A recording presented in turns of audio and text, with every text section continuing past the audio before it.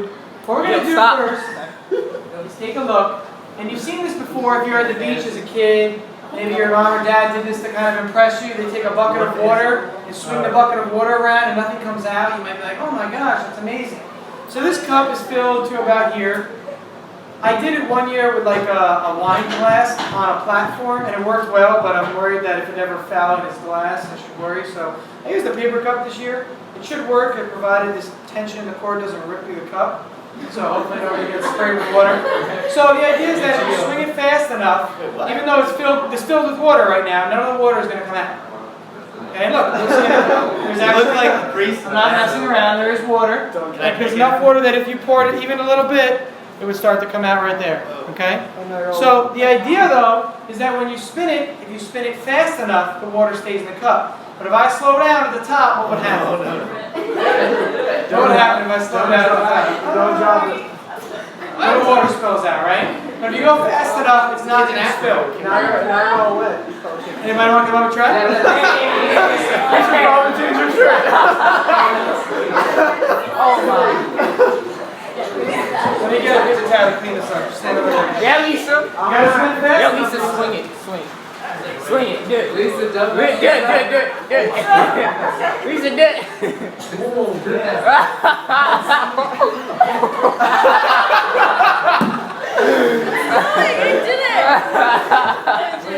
No, I'm not doing that. Oh no. Gross. And if we have time at the end of the year, we might do a few like just days of labs, and this would be one of them where we could build our own. You guys can test it out. But we would need to do it in like the commons or something, or the jug yard. We spill water and stuff. But we'll do it this way.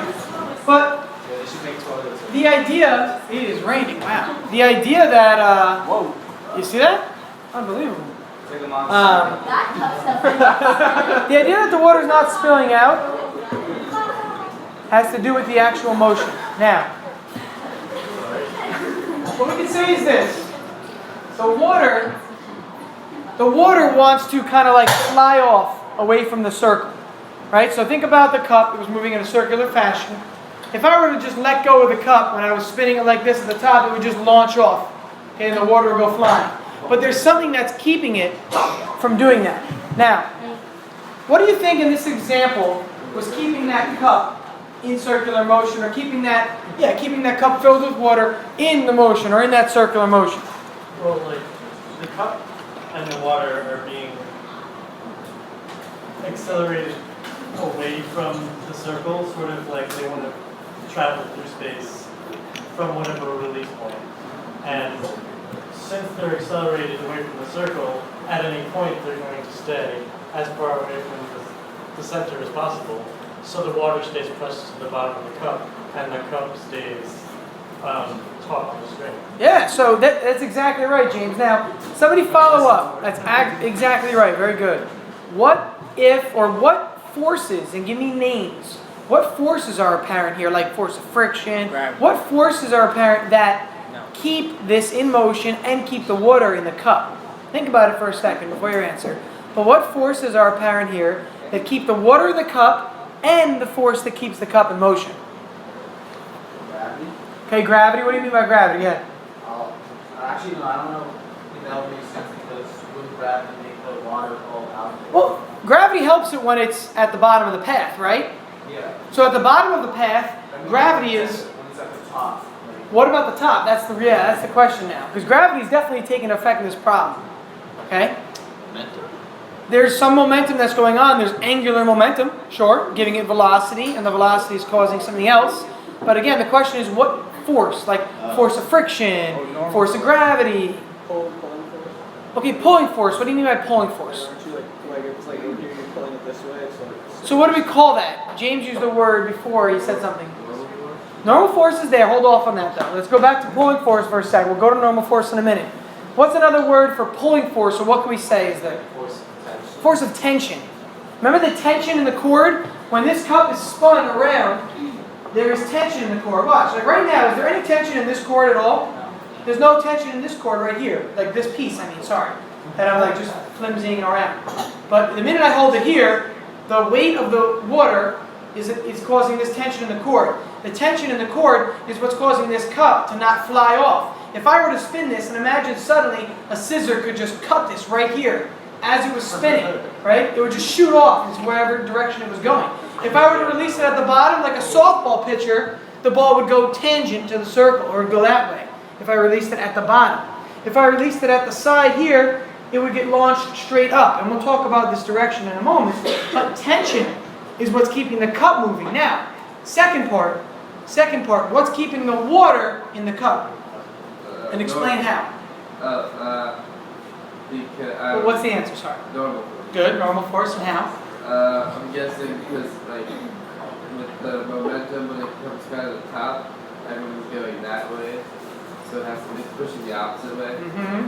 That's all I got. So every time there's a force on a surface, the reaction force is what we call the normal force. And that's exactly what he's describing here. So if I'm spinning this around, the water is pushing against the walls of the cup. The cup is doing what? Pushing up. Yeah, up or just what? Pushing back here. Pushing back, right? It's like an action-reaction. So you hit the table, what does the table do to you?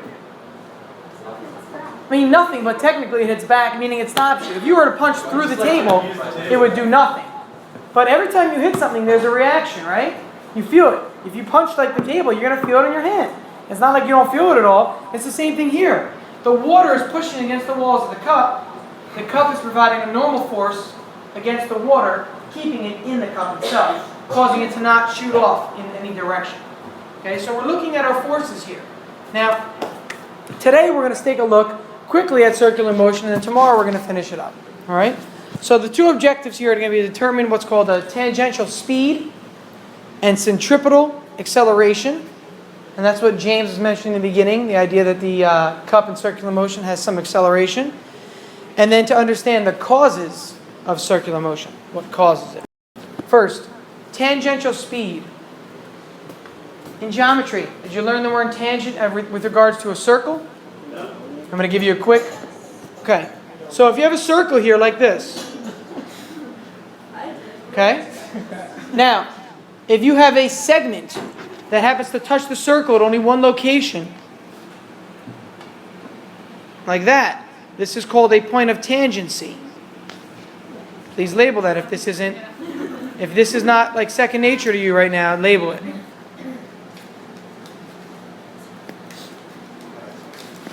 Okay, point of tangency. Whenever something touches a circle once, it's a tangent line. Anybody remember the other word from geometry? That if it does this, we're not going to use this right now, but just a quick fun fact. What was it called if it touched twice? A chord, or if it a chord, yes. A chord is if it's a segment and it stops, but if it has lines at the end of it, we called it a secant. It's similar to a chord. It's just a line instead of a line segment. A chord is a line segment that ends at the outer points of the circle, but a line that continues forever is called the secant. We are going to be looking at, in this case, what's called the tangential speed. Okay, the tangential speed, and this is the speed of the object that's in circular motion. And the speed is called tangent to the path for this reason. Let's explain this real quick. And the easiest example is softball. Okay, so a softball pitcher, anybody play softball here? Forget it. Okay. Ladies, you want anybody pitch by any chance? Either of you pitch? Hilarious. Or have you pitched? Used to? Do you know the idea of a windmill throw and how it works? Where would you release the ball, Katie, if you're pitching with a windmill? Yeah, at your hip. The whole idea is that you want to release at your hip.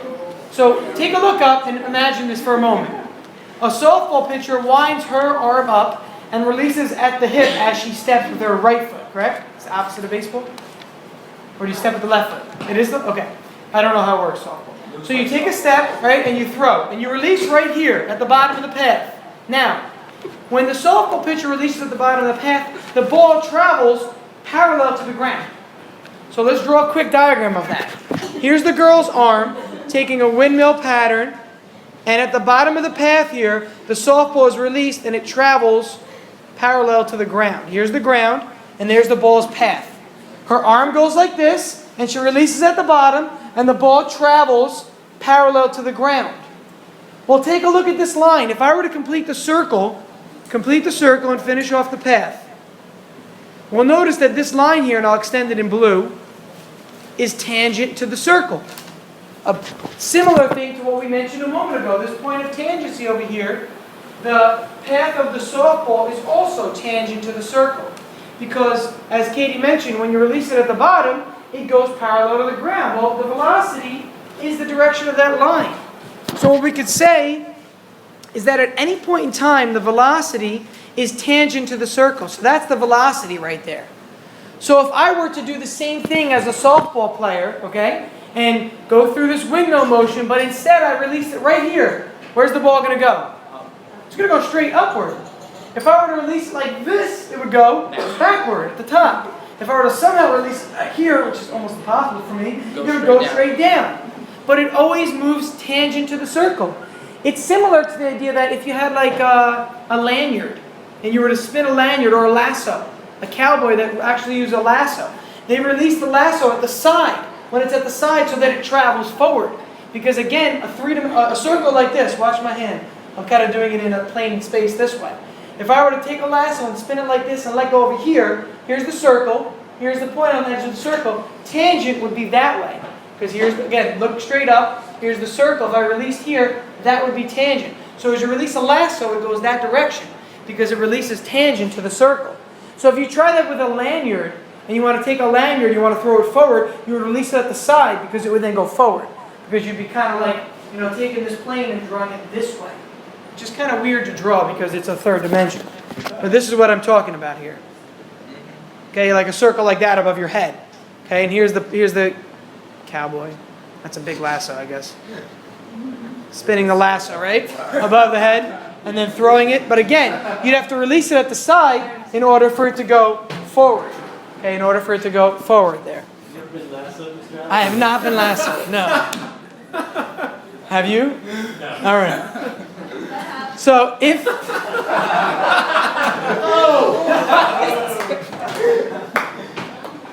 Do you want to enlighten us, or is that... So if we were... Let's continue to draw on our circle over here on the left, please. If the softball pitcher were to release the ball by accident, it got stuck in her hand and she released it in front of her again, we said it would go straight up. So here, if it were released, the ball would go upward. Okay? Again, it's always tangent to the circle. If the ball were released at the top, it would go this way. Because again, which way is the circle moving? Follow the circle. This is the way the arm is moving, right? It's going counterclockwise. Guys, come on.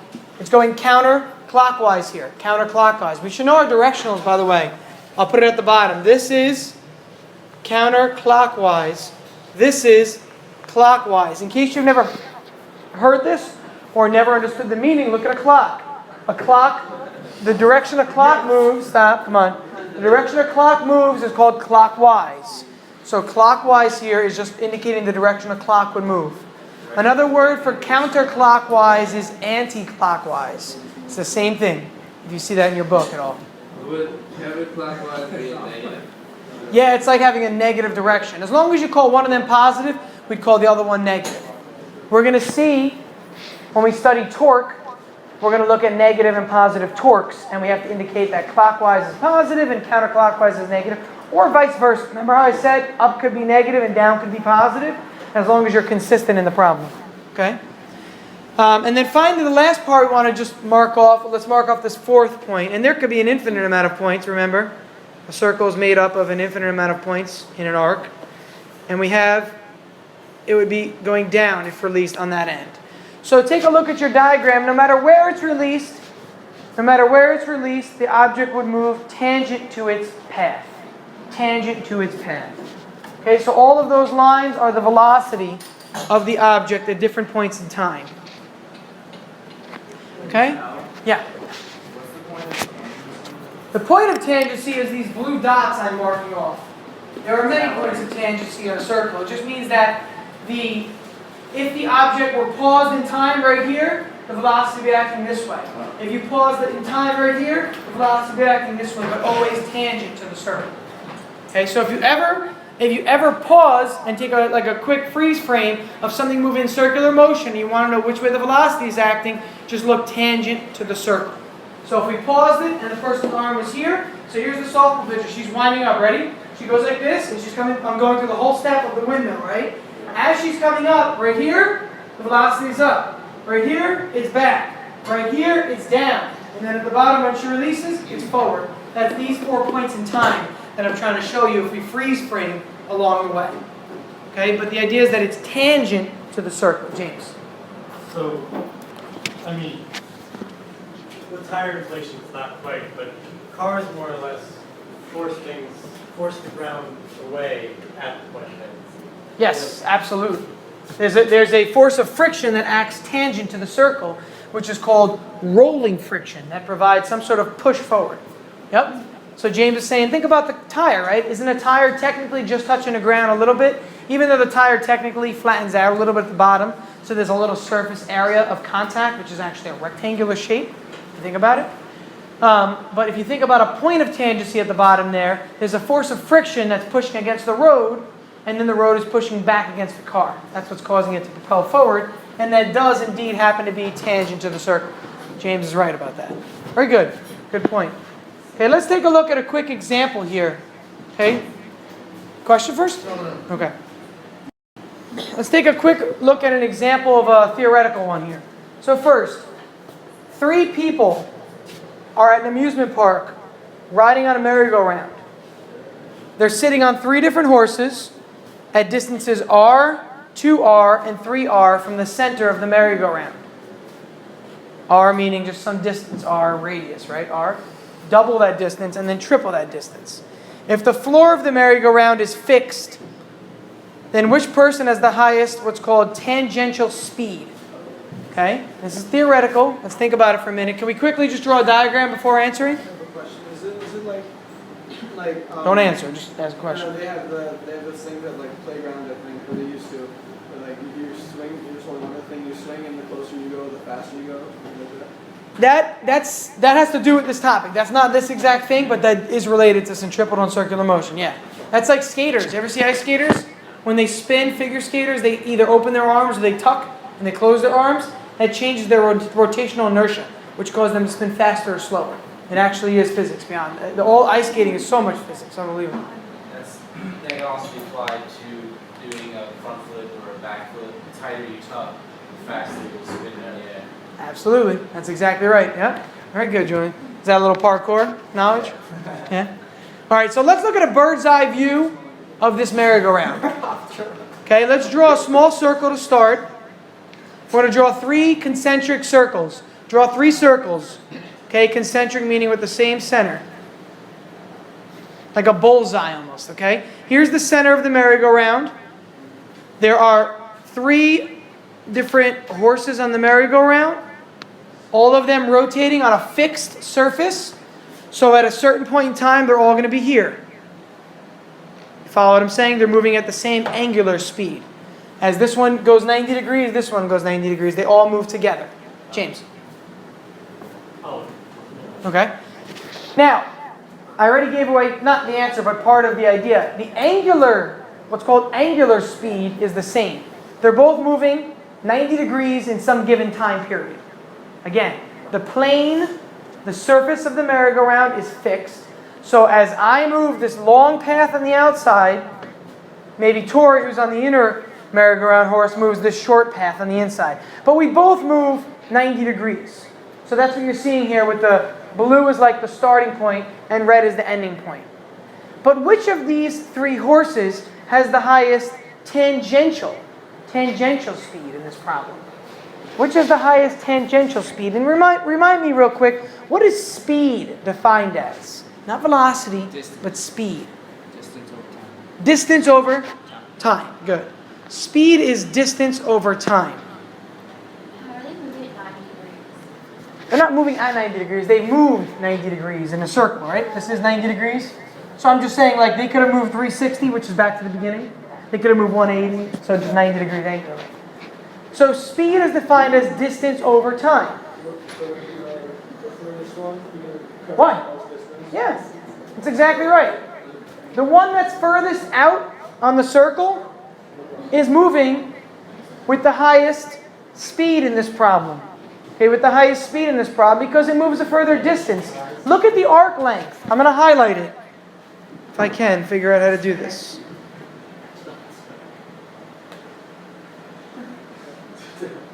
All right, so let's take a look at the furthest distance here. That distance there is a lot longer than this distance right here. Wouldn't you agree with me?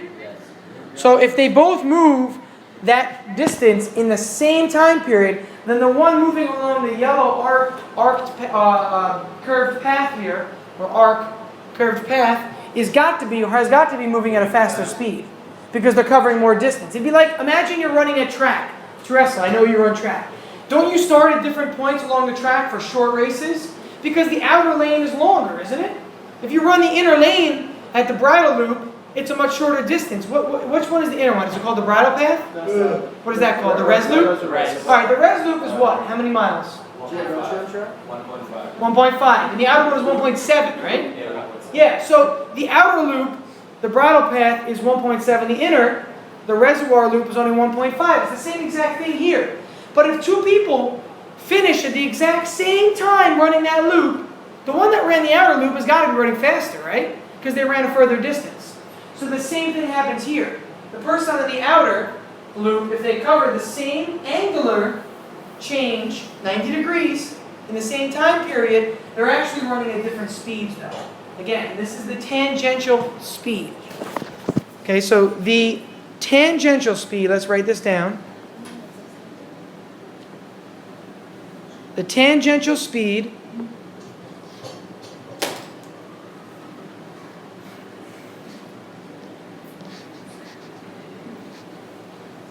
is greater for the outermost horse. Okay, merry-go-round horses. So the tangential speed, S tangential, speed tangential here, I'm just writing S tangential, is greater for the outermost horse. James.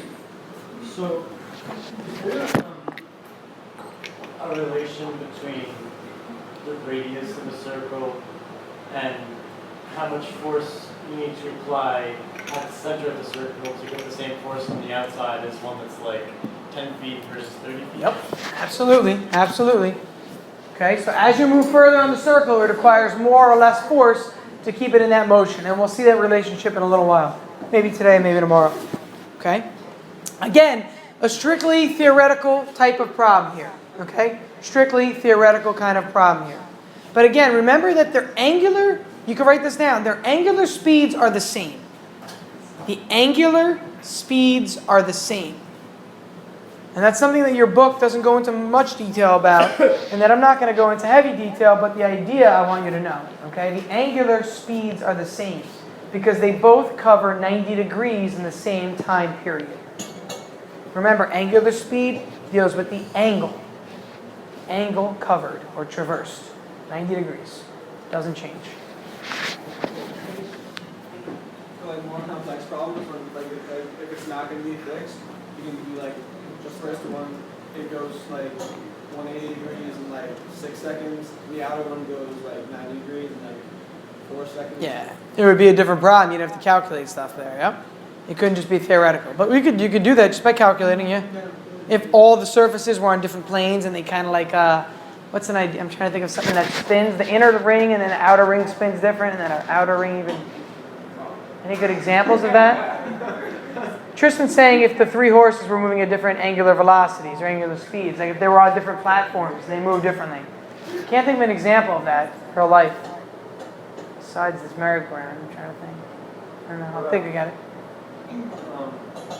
About the clock. Yeah? Because the surface is fixed. The face of the clock is fixed. No, but I mean the movement of the hands. Oh yeah. They're at different rates. They're at the same angular rate. They're different. The clock is analogous to what we just did. But I mean like each arm is different. Oh, yeah, but it has nothing to do with the surface moving. He's asking, I know what you're saying, James, you could look at it that way, but he's talking about these surfaces moving on different planes. So if this surface was literally moving faster than this surface, and this wheel was moving faster, and they ended up like one was here, one was here, and this one might have gotten all the way here after the beginning of it. Right. He's saying, what if they were moving differently? I'll try and think of another example of that, but I can't. It's like Russian roulette type thing. Not Russian roulette, you just mean roulette. Russian roulette is the game with the revolver that people play. That's, you mean just roulette? Yes, the roulette table. But the roulette table is fixed also. There's no like at least there's no inner wheel that's spinning and then an outer wheel that's spinning differently. It's one wheel moving together. So that's why, like, compared to a normal passenger car that has, you know, a 20-inch wheel, a tractor with like a, 60-inch wheel is going to have like 5 times as much torque in the engine. The diameter of the wheel affects the torque, the amount of, well, there's a lot more that affects the torque also. The gear ratio in the car, but... I mean, the torque rating in the engine is always higher for truck and tractor engines because of the wheel. And usually as torque goes up, velocity goes down as well. Yep. All right, the next thing we want to take a look at quickly is objects that are in circular motion, how we can describe them. Now, we talked a minute ago that there's a force of tension in the rope. So let's draw that example of the cup, please. So here's our cup on the outside, moving in circular motion. Here's the rope. Here's the person's hand, okay, connected to that rope. So they're spinning the cup in circular motion. The cup is traveling along this path. All right? Now, as you're spinning this around, we already said that the tension force of the rope keeps it in motion. So that there's some force of tension pulling back. Okay? Everybody see that? There's a force of tension pulling back. Now, from Newton's laws tells us that if there's a force, there must be an acceleration. Remember, F equals ma. If there's a force, there must also be an acceleration. So that means that technically speaking, there's acceleration in the same direction as this force. Okay, so in red, I'm going to draw another little arrow here. Whoops, that's not red.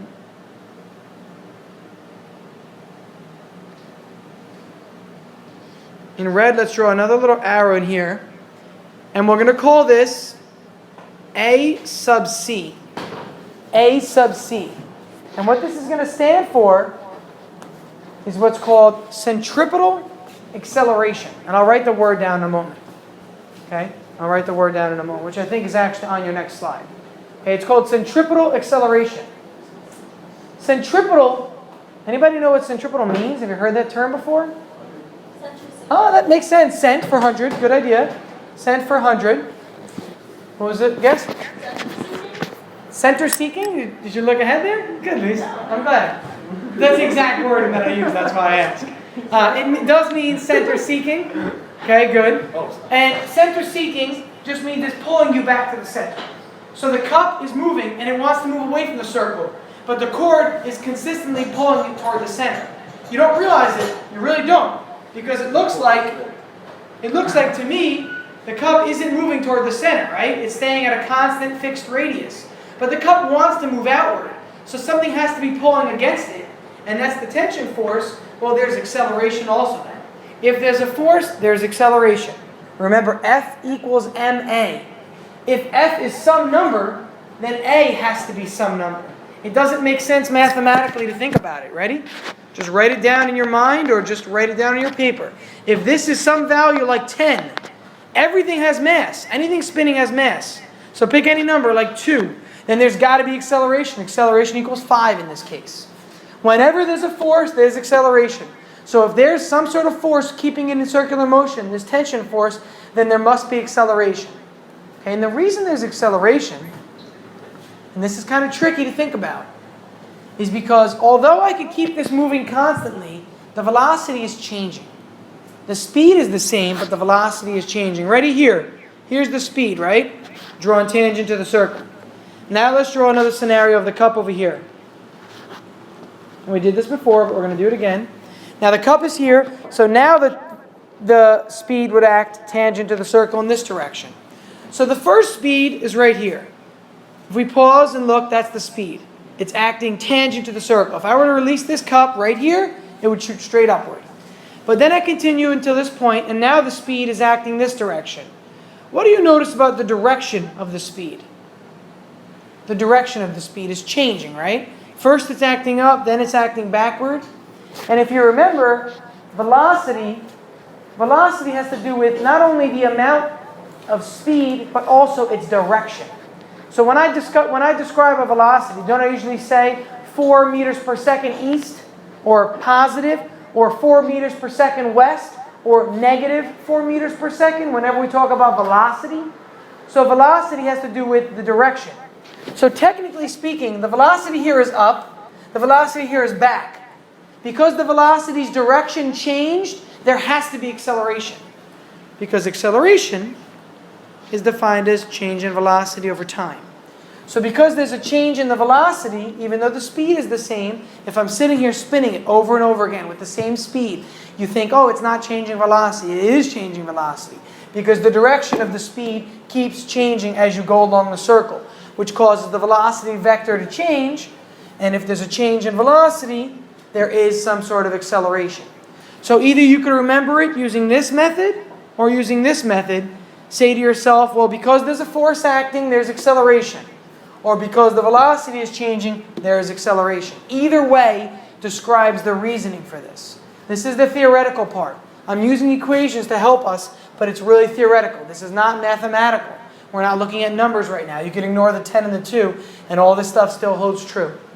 Okay, so the idea, though, that I want you to write down is that there is acceleration. It's pulling the object to the center of the circular path. Okay, there is acceleration, and it's pulling the object to the center of the circular path. We'll define that acceleration now in the next slide. Thank you. So to finish this, let's quickly just define centripetal acceleration or center-seeking acceleration. It's the acceleration directed toward the center of the circle of an object in circular motion. Now this is not to be confused with centrifugal. Have you ever heard of a centrifuge? Yes.